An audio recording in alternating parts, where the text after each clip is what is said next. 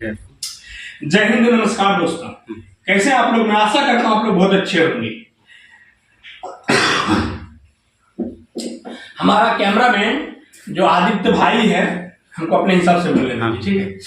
हमारा कैमरामैन जो आदित्य भाई है वो हमारी बातों से बहुत इंप्रेस होते हैं और वो आज हमसे पूछ रहे हैं कि आज सरस्वती पूजा है तो सरस्वती माता के बारे में आप कुछ बताइए।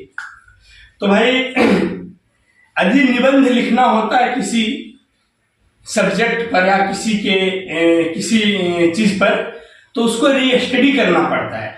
तो हम इस पर री स्टडी नहीं किए, बस अपना आध्यात्मिक आत्मानुभूति के हिसाब से हम आपको बता रहे हैं कि माता सरस्वती क्या कहता है, ये 3 देवी में से एक देवी प्रमुख देवी है। 3 प्रमुख देवी में से, जिसे कहते हैं धन, लक्ष्मी, सरस्वती और पार्वती। ये सनातन धर्म में प्रमुख 3 देवी है, जिसमें से ये 3 प्रमुख देवी में से एक देवी सरस्वती जी है। और इस पर एक बार चर्चा भी हुआ है बहुत ज्यादा कि ब्रह्मा जी ने अपने पुत्री से विवाह किया, यानी कि ऐसा कहा जाता है कि ब्रह्मा जी इनके पिता थे और पति भी ब्रह्मा जी। तो इसका अभी मैं गूगल में आपको नहीं दिखा सकता हूं, मतलब क्योंकि खोजने में टाइम लगेगा, लेकिन हम इस चीज में बता रहे हैं कि ब्रह्मा के पुत्री सरस्वती जी नहीं है, ब्रह्मपुत्री। सरस्वती जी जो है, माता सरस्वती जो है, वो ब्रह्मपुत्री है। ब्रह्म और ब्रह्मा में अंतर है, बात समझ रहे हैं? हाँ, अंतर है। तो इसलिए ये सनातन धर्म में जो ये मतलब बनाया एक जो इस तरह के अदर धर्म, यानी अगला रिलीजन, अगला मत मजहब के द्वारा जो हम लोग को ठेस पहुंचाया जाता है कह के कि ब्रह्मा जी ने अपने पुत्री से शादी किया। तो हम आपको बता देते हैं कि एक कौन सा ऋषि है या किसका कथन है, उसने बताया कि ब्रह्मा जी की पुत्री जो है सो माता सरस्वती नहीं है, वो ब्रह्मपुत्री है, ठीक है। और ये चीज यहाँ फाइनल हो गया। लेकिन यदि आप लोग हमें कमेंट में करेंगे कि नहीं उस चीज का हमको बताइए कि आखिर इसने बात कौन कहा, तो वो भी हम आपको बता सकते हैं। ऐसी बात नहीं, हवाई बात नहीं करते हैं। अब इधर कंप्लीट हो गया। तो ब्रह्मा का पुत्री आप लोग सरस्वती माता को नहीं मानिएगा, वो ब्रह्मपुत्री है, ब्रह्मा जी की पत्नी है और ज्ञान की देवी बताया जाता है।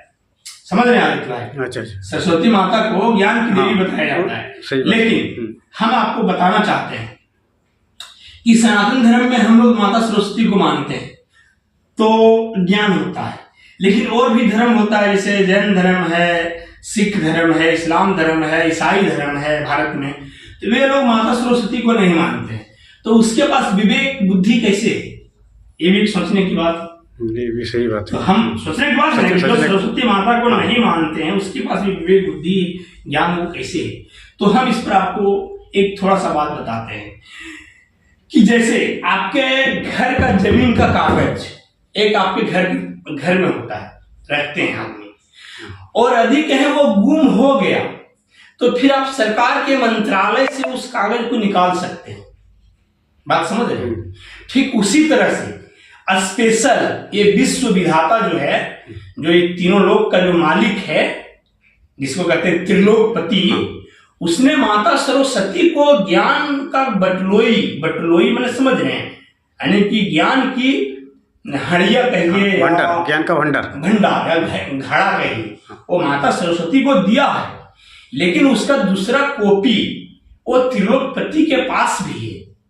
तो वही चीज है कि यदि कोई व्यक्ति माता सरस्वती को नहीं मानता है, फिर भी यदि उसमें विवेक बुद्धि है, तो दूसरा सूत्र इसका ये है कि ये त्रिलोकपति जो है वो माता सरस्वती को ज्ञान विद्या बुद्धि के भंडार तो दिया है, मतलब सुपुर्द किया है, लेकिन वही जमीन के कागज की तरह, यानी कि मेरा जमीन का कागज मेरे घर में है और कहीं खो जाए तो मैं मंत्रालय से मंगा सकता हूँ। उसी तरह से ये जो विश्व विधाता है, त्रिलोकपति है, वो अपने दफ्तर में या फिर वो अपने पास भी उन चीज को रखे हैं। और उन्हीं में से जो जैन धर्म है या सिख धर्म है या अन्य धर्म के या गुरु भक्त है, जो माता सरस्वती का पूजा नहीं भी करते हैं, फिर भी उसमें आध्यात्मिक ज्ञान है, ऊंचा ऊंचा ज्ञान है, तो उसका यही बात होता है। यानी माता सरस्वती के द्वारा ज्ञान प्राप्त किया जा सकता है, अथवा गुरु सदगुरु से प्रीत करके भी ज्ञान वो प्राप्त हो जाता है।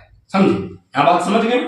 अब एक चीज और क्या मैं सोच रहा था, बड़ा अच्छा चीज भूल रहा हूं मैं, और हम ये कहना चाह रहे हैं कि माता सरस्वती के कार्यक्रम में जो गंदा गाना बजाते हैं, ये गलत बात है। अब बताइए कि माँ सरस्वती ज्ञान की देवी है, जिसकी पूजा अर्चना करने के बाद अरे मन में शुद्धियां आना चाहिए, बुद्धि आना चाहिए, भजन सुनना चाहिए, कीर्तन सुनना चाहिए। उस स्टेज में आप गाना चला रहे हैं, देवरा ढोढ़ी चटना बा, नतिया पतिया पटना बा, देवरा ढोढ़ी चटना। क्या ये निंदा का बात नहीं? नहीं निंदा का बात नहीं। किसी और देवी देवता के पूजा के बाद ये गाना, इस तरह के गाना चलाते तो थोड़ा सा समझ में आता कि चलो इसको तो ज्ञान मिला ही नहीं, लेकिन ज्ञान के देवी के पास पूजा करके आप इस तरह के गाना चला रहे हैं, जैसे ये बियर बार में गाना चलता है? इसका मैं खिलाफ हूं, और मैं चाहता हूं कि सृष्टि में लोग, ये जो भारत में हमारे जो लोग हैं, वो शिष्टावान बने। ऐसे सरस्वती माता के कार्यक्रम में गंदा गाना नहीं चलाना चाहिए, अन्यथा जो भी बुद्धि अच्छा है वो भी भ्रष्ट हो जाएगा। समझ रहे बात? तो जय हिंद, जय भारत।